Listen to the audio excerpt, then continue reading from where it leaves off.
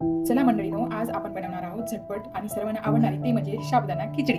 त्यासाठी लागणारे साहित्य ते म्हणजे शेंगदाणा मीठ 1 चमच साखर, त्यानंतर थोडी शेंगदाणे, मी एक आलू इथं चिरून घेतला, कढीपत्ता, मिरची आणि साबुदाणा. चला तर सर्वात पहिले आपण शेंगदाणे भाजून घेऊ.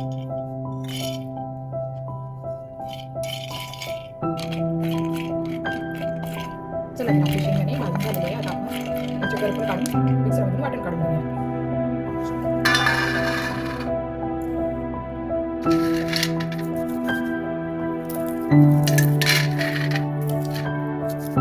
अशा हाताने सोडायचं लगेच त्याची टोचणी निघून जाते. तुम्ही पाहू शकता आपलं करपण काढून झालेलं आहे. आता आपण हे मिक्सरच्या भांड्यामध्ये टाकून त्याला बारीक वाटून काढून घेऊ. एकदम हे बारीकही वाटून नाही काढायचं आणि एकदम मोठं पण नाही, मिडियम. तुम्ही बघू शकता असं मिडियम काढून घ्यायचं. चला आता आपण तेल घालूया. तुम्हाला जेवढं तेल लागतं तुम्ही घालू शकता.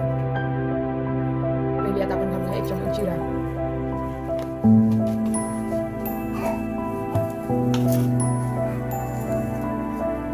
नंतर कढीपत्त्याचं साखर पाणी,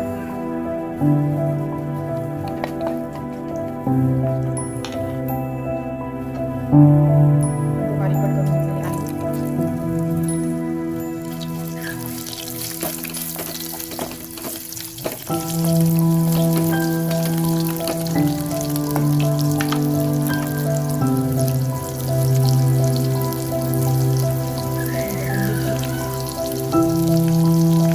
आणि थोड्या वेळासाठी आलू आणि फ्राय करण्यासाठी आपण थोडा वेळ टाकून घेऊ. चला आपण पाहूया आपले आलू फ्राय झाले का तर. आपले आलू फ्राय झालेले आहेत. त्यामध्ये थोडंसं तिखट घालू शकता.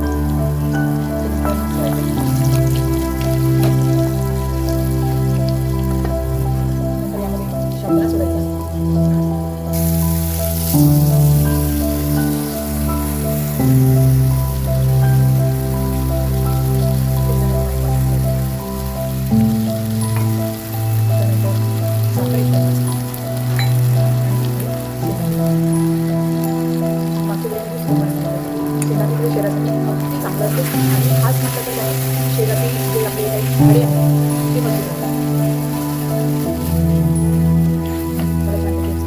मिक्स करून घ्यायचं.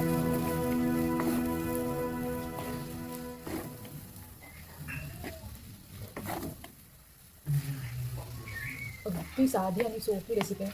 तुम्ही पण घरी ट्राय करू शकता. प्रत्येकजण म्हणजे आलू वगैरे उकडतात बॉईल वगैरे करून छानपैकी, नंतर ते आलू साबुदाण्यामध्ये वगैरे सोडतात.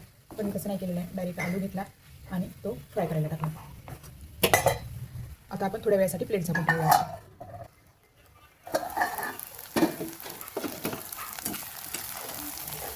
तुम्ही पाहू शकता आपला साबुदाणा बनून रेडी आहे. चला आपण सर्व करूया.